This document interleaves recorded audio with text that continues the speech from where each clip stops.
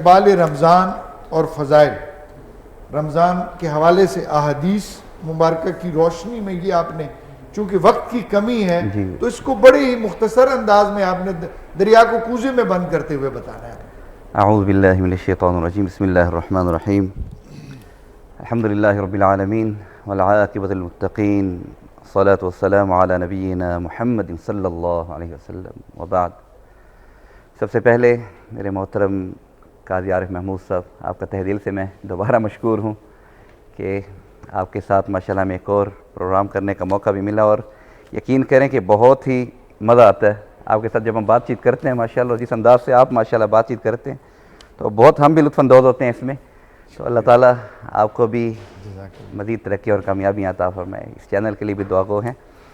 تو آپ نے سب سے پہلے جو ہمیں ایک جسے کہتے ہیں کہ سٹاپ کر دیا کہ وقت کی بڑی کمی ہے اور ہم نے اس کو بڑا محدود کرنا ہے۔ جی وہ جامع طریقے سے آپ نے بتانا ہے، لیکن آپ کا دیکھیں، سب سے پہلے قاضی صاحب میں ہمیشہ ایک بات ہر جگہ پہ کرتا بھی ہوں اور آپ سے بھی کر رہا ہوں کہ ہم بڑے لکی ہیں کہ اللہ تعالیٰ نے ایک دفعہ پھر ہمیں اس ماہ رمضان میں عبادت کرنے کا اور اس ماہ رمضان کو منانے کا موقع ہمیں عطا فرمایا ہے۔ کیونکہ کچھ دن پہلے بھی ویسے جنرل ایک بات ہے کہ دیکھیں، آپ نے بھی دیکھا ہوگا، سن بھی رہے ہیں کہ کتنی فوتگیاں ہو جاتی ہیں، کتنے لوگ ماہ رمضان کے پہلے روزے میں بھی چلے جاتے ہیں، جن کو یعنی نصیب میں نہیں ہوتا، جن کے آگے مقدر میں۔ تو خیر، وی آر لکی کہ اللہ تعالیٰ نے ہمیں ایک موقع اور عطا فرمایا، تو کیوں نہ ہم اس ماہ رمضان کو غنیمت جانتے ہوئے جس طرح احادیث مبارکہ کی روشنی میں رسول اللہ صلی اللہ علیہ وسلم نے اس کو منایا ہے اور اس کا اہتمام فرمایا، تو ہم کیوں نہ اس کے اس طرح اہتمام کریں۔ صحیح۔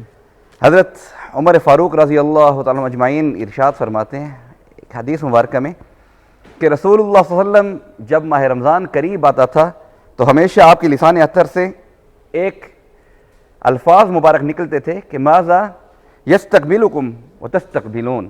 یہ ایک دفعہ نہیں، آپ بار بار اس کو ریپیٹ کرتے تھے، ماذا یستقبلکم وتستقبلون، یہ کون ہے جو تمہارا انتظار کر رہا ہے یا تم کس کا انتظار کر رہے ہو؟ تو حضرت عمر فاروق فرماتے ہیں ہم نے کئی دفعہ سوال کیا، یا رسول اللہ کیا کوئی وحی آنے والی ہے یا کوئی غزوہ ہونے والا ہے، کوئی جنگ چھڑنے والی ہے؟ تو فرمایا نہیں، اللہ تعالیٰ کی طرف سے بڑی ہی عظمت اور اس کے ساتھ ساتھ بڑی ہی رحمتوں والا مہینہ تم پر سایہ فگن ہونے والا ہے۔ اور پھر کہتے ہیں کہ جب رجب کا مہینہ شروع ہوتا، رجب کا چاند نظر آتا، تو سب ہم اس دعا مبارک سے بھی ماشاءاللہ آشنا ہے کہ جس میں اللہم بارک لنا فیہ رجب وشعبان وبلغنا رمضان، کہ ہمارے آقا علیہ الصلاۃ والسلام صلی اللہ علیہ وسلم کی لسان اطہر پر ہمیشہ یہ دعا ہوتی کہ اللہ تعالیٰ ہمیں رجب اور شعبان کی برکتیں عطا فرما، خیریں عطا فرما، اور پھر اس کے ساتھ ساتھ وبلغنا رمضان، اس کی برکتوں کے تو فیض ہمیں ماہ رمضان تک پہنچا دے۔ تو یہ آپ استقبال کرتے تھے اس کا۔ اور پھر حضرت عائشہ فرماتی ہیں کہ رسول اللہ صلی اللہ علیہ وسلم کا معمول مبارک تھا کہ خاص طور پر ماہ رمضان کا جو آخری عشرہ شروع ہوتا تو اپنی کمر کو شدہ مئی ذرا کہ اپنی کمر کو کس لیتے، اس کے بعد وائی قضاہلہ ساری رات اپنے اہل و عیال کو اپنے ساتھ جگایا کرتے تھے، ان کو اٹھایا کرتے تھے۔ وائی قضا جو ہے لیلہ، تو واحیا لیلہ تو ہے، اس میں جو ہے کیا بھئی ساری کی ساری رات عبادت میں جاگا کرتے تھے۔ یہ آپ کا ایک اہتمام تھا۔ اور پھر آپ کا اہتمام نہیں تھا، بلکہ اس میں جو ہے آپ نے اپنی امت کو درس دیا کہ ماہ رمضان کو اس طرح گزارو، کیونکہ یہ اللہ تعالیٰ کی طرف سے جسے ہم کہتے ہیں کہ ایک لمیٹڈ ٹائم کے لیے سیل لگتی ہے، آئیں جتنا ہو اس میں اللہ تعالیٰ کی رحمت کو لوٹیں۔ بے شک بے شک۔ ابھی جو آپ نے قرأت کی، تلاوت کی، میں تھوڑا سا اس کے حوالے سے کہوں گا کہ یہ مطلب اس کو تھوڑا سا ذرا ڈیفائن کریں، تھوڑا سا سمجھائیں کہ جس انداز میں آپ نے کس طریقے کو کیا مطلب کہتے ہیں، کس طریقے سے بڑا اس میں ویریشنز بہت زیادہ ہیں۔ قاضی صاحب ماشاءاللہ آپ نے بہت ہی پیارا سوال کیا ہے، اور یہ پچھلے سال بھی آپ نے جو ہے اس کی یاد تازہ کروا دی، اور ہمارا میرے خیال سے یہ جو موضوع تھا وہ ادھورا ہی رہ گیا۔ اور دیکھیں ٹائم کتنا جلدی ایک پاس ہو رہا ہے کہ پچھلا سال مجھے ایسے لگ رہا ہے گویا کہ ابھی میں شاید پچھلے روزے میں جو ہے یا پچھلے دن آپ کے ساتھ ٹرانسمیشن میں بیٹھا ہوں، تو ایک سال کے بعد ہماری ملاقات آپ کی ہو رہی ہے یہاں پر۔ تو قاضی صاحب جس انداز میں ہم تلاوت کرتے ہیں اس انداز کو جو ہے حدر بولتے ہیں، یہ جس میں قرآن پاک کو تھوڑا سا جلدی رک کر اس کے رموز کا، اس طرح جو ہے قرات کا، تجوید کا خیال کرتے ہوئے جو بندہ پڑھتا ہے تو یہ حدر کہلاتا ہے۔ اور یہ حدر جو ہے آپ نے ماشاءاللہ سنا ہوگا امام کعبہ کو بھی، سعودیہ میں بھی، اس طرح جتنے عرب کنٹریز ہیں ان سب میں یہ طریقہ کار رائج ہے کہ وہ سارے کے سارے حدر میں تلاوت کرتے ہیں. حدر میں کر. اور حدر ماشاءاللہ ایسا پڑھنے کا ایک طریقہ ہے کہ جس میں ہمارے جو استاد کرام تھے یا جس میں اس میں بڑے بڑے قرائے کرام ہیں تو وہ اس کو بولتے ہیں کہ گویا حدر قرآن پاک پڑھنے کا وہ طریقہ ہے کہ جس میں ایک والد جس طرح بیٹھے بیٹھے اپنی اولاد کو واضح و نصیحت کرتا ہے, کہیں بھی شروع ہو جاتا ہے, تو اس طرح یہ جو طریقہ ہے پڑھنے کا یہ کہیں بھی پڑھا جا سکتا ہے, اور پھر آسان ہے اور پر اثر ہے, پر سوز ہے انسان کے یعنی مزاج کے اوپر, طبیعت کے اوپر, جسم کے اوپر اثر کرنے والا, اس کے دل کے اوپر یہ اثر کرتا ہے.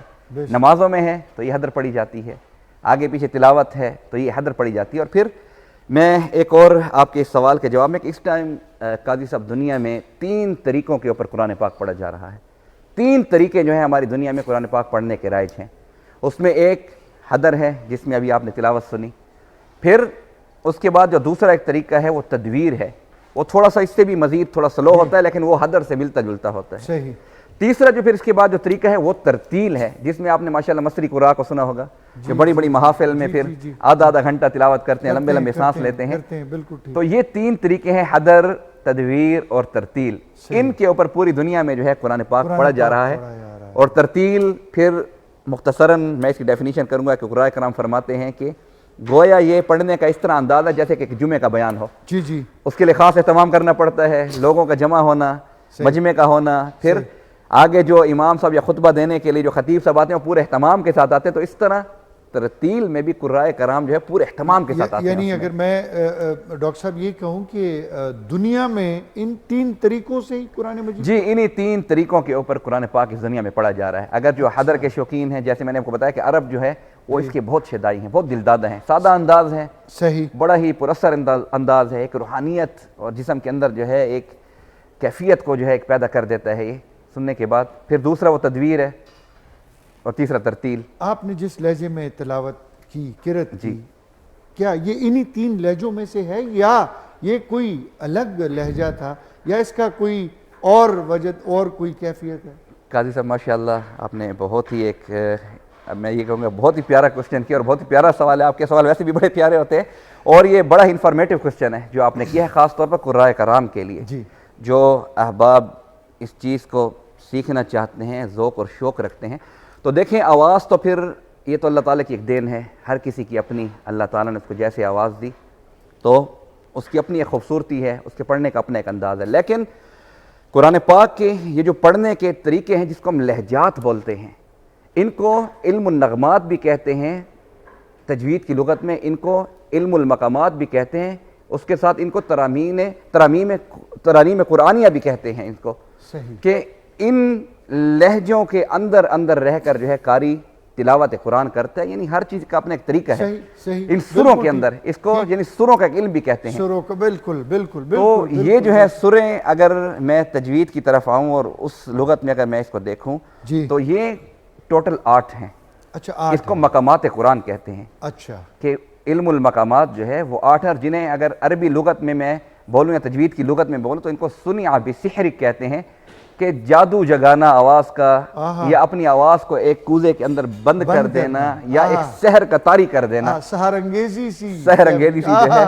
کیا تو یہ 8 ہیں جن میں قاری جتنا بھی بڑے سے بڑا قاری ہوگا وہ ان 8 مقامات کے اندر اندر رہ کر جو ہے وہ تلاوت کرے گا, ان 8 آوازوں کے اندر اندر رہ کر تلاوت کرے گا. باقی اس کا اپنا فن ہوگا, وہ کتنا اس میں ماہر ہیں. یعنی یہ دنیا پوری میں یہ 8 یہ پوری دنیا میں یہ 8 جو ہے مقام اصلیہ, اچھا, ان کو علم المقامات کہتے ہیں, اور مقام اصلیہ جو ہے وہ 8 ہیں.